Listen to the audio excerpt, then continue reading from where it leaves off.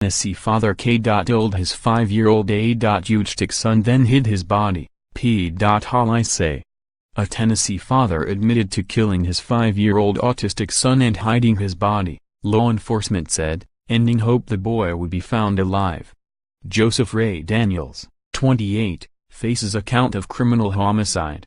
Investigators determined Daniels killed his son, Clyde Daniels, overnight on Tuesday or early Wednesday morning, said Jason Locke, deputy director of the Tennessee Bureau of Investigation. During the course of the investigation, it was determined the child's father Joseph Daniels intentionally killed his son in his residence and then hid his body, Locke said. Dickson County, Tennessee, Sheriff Jeff Bledsoe said Daniels confessed to killing his son, who was autistic and nonverbal. Daniels' arrest turned what had been a massive search and rescue effort, which included hundreds of volunteers, into a search for Clyde's remains. A Department of Children's Services spokesman said his siblings, ages 8 and 3, have been placed in the custody of relatives. Read more. Clyde Daniels' search, a footprint offers some hope as search stretches into weekend. In addition to the TBI and Dickson County Sheriff's Office, DCS is investigating the case. There were no interactions between the family and DCS in the last 3 years, spokesman Rob Johnson said. Daniels does not appear to have a history of arrests, according to public records. He was booked into the Dickson County Jail Saturday where he is being held on a $1 million bond. Clyde had wandered off his family's property outside Nashville in the past. Those previous incidents prompted calls to authorities, and led investigators to initially believe the same situation occurred again, though foul play was never ruled out.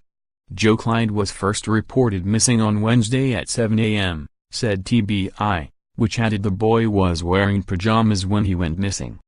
Daniels called 911 to report his son missing and told the dispatcher the boy must have unlocked the door and wandered off. A substantial search effort was immediately launched, with law enforcement using equipment to search nearby ponds, fields and wooded areas. At least 250 volunteers joined search parties and covered a carefully mapped grid in the area around the property in recent days. Investigators said they received credible information the child was spotted early Wednesday morning about 100 yards from his house. The boy was walking near Garners Creek Road when a passerby saw him, investigators said. On Friday, Bledsoe reported a sign of hope when a footprint was found near a creek about 3 miles south of where Clyde was reported missing. As the search continued to unfold, the community rallied and volunteers prayed the blonde-haired, blue-eyed boy would be found.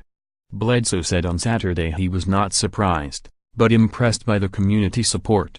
A vigil for Clyde is planned for 5:30 p.m. on Sunday at Friendship Baptist Church. The church served as a staging area for volunteers during the search. The community flooded the church with food and supplies.